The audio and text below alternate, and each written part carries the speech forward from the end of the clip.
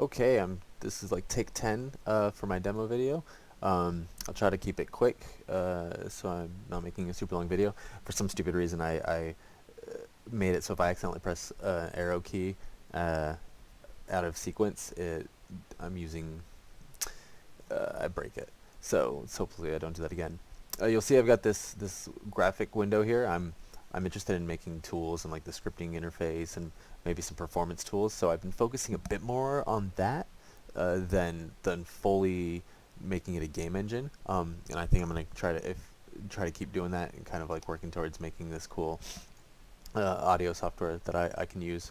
But anyways, these over here represent the different voices, the different tracks in the game.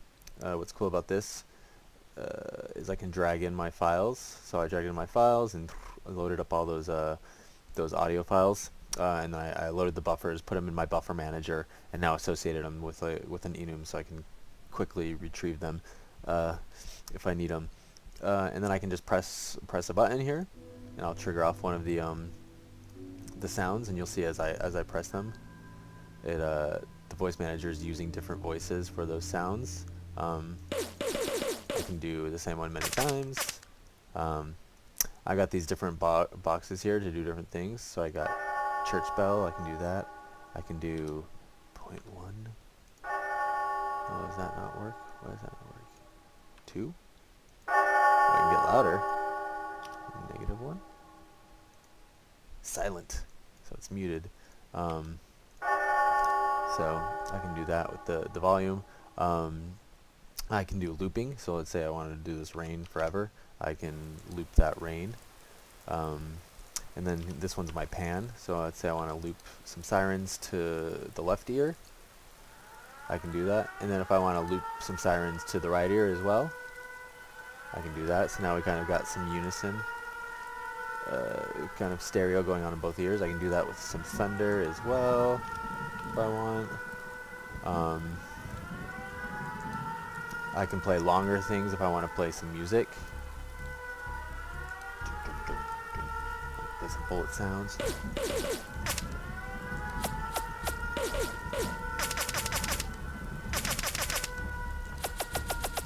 So you see, I can, kind of hard to even use up all the tracks. If I click really fast, maybe. But yeah, as you can see, there's lots of tracks, and I can do more tracks than that. This is just kind of a demo of that so far. So I'm gonna stop this. See, that was a separate thread, so the music still plays when I close that. But I'm gonna stop this and show you some other simpler demos now of everything. Let's see. All right, the first one I want to show you is there's also I can just queue up a track. So everything you were seeing was like the one and done, play it once and release it. I can queue up a track like this and then play it.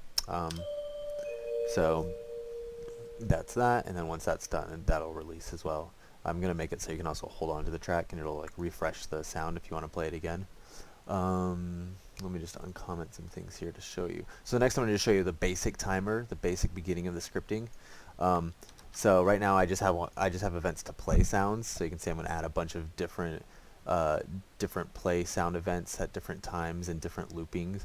And I'm going to move towards it. Like I said, I'm going to start working on the graphic tool to actually build these out more and do some more interesting things with this event timer and these scripts. But let me just show you that this works.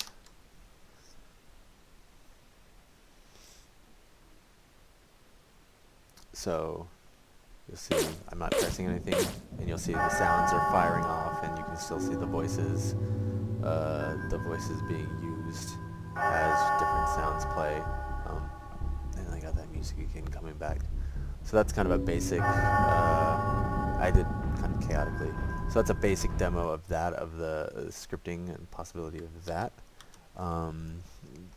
Let me now show you the seamless kind of transition. So this is I'm using callbacks in multiple ways. Like every time the buffer finishes, a callback notifies the voice manager that that track is done, and that's how I'm kind of releasing and freeing the tracks to be used again. And then you can also attach commands to a track to then run those commands when that track does the callback. So I'm doing callbacks in two ways here. So for this one, it's nothing too fancy. I'll show you. I can once that loads up, I can queue up a sound. As you see, it's in yellow, and I can play the sound. Or I can queue up a sound, and then I can attach a callback to it. So this next one, I just attached a callback event to it to play another sound.